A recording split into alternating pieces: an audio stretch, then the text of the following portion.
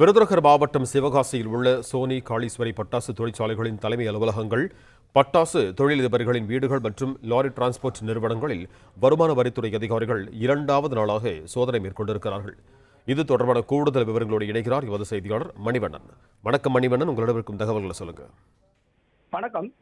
விருதுநகர் மாவட்டம் சிவகாசியில் பிரபல பட்டாசு தொழிற்சாலைகள் மற்றும் சோனி காளீஸ்வரி தலைமை அலுவலகங்கள் மற்றும் பட்டாசு தொழில் அதிபர்களின் வீடுகள் மற்றும் டிரான்ஸ்போர்ட் நிறுவனங்களின் வருமான வரித்துறை 10க்கும் மேற்பட்ட இடங்களில் இன்று அதிரடி சோதனை ஈடுபட்டு வருகின்றனர்.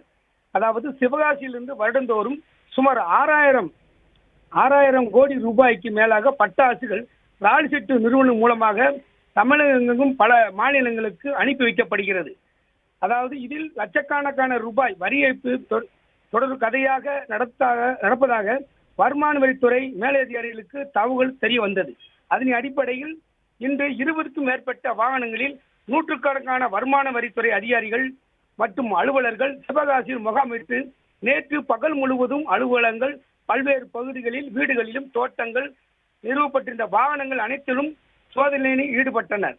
பட்டாசு தொழிற்சாலையின் தலைமை அலுவலகங்களில் மட்டும் இரவு முழுவதும் விடிய சோதனை நடத்தப்பட்ட பட்சத்தில் இன்று 2வது நாளாக மீண்டும் நடந்த அனைத்து இடங்களிலும் இன்றும் வருமான வரித்துறை அதிகாரிகள் சோதனை தொடர்ந்து நடைபெற்று வருகிறது.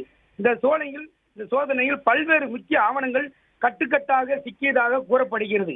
இன்று 2வது நாளாக 20க்கும் மேற்பட்ட இடங்களில் வருமான வரித்துறை அதிகாரிகள் இன்று சிவாஜி பகுதிகளில் முகாமிட்டு அதிரடி சோதனையில் ஈடுபட்டு வருகின்றனர்.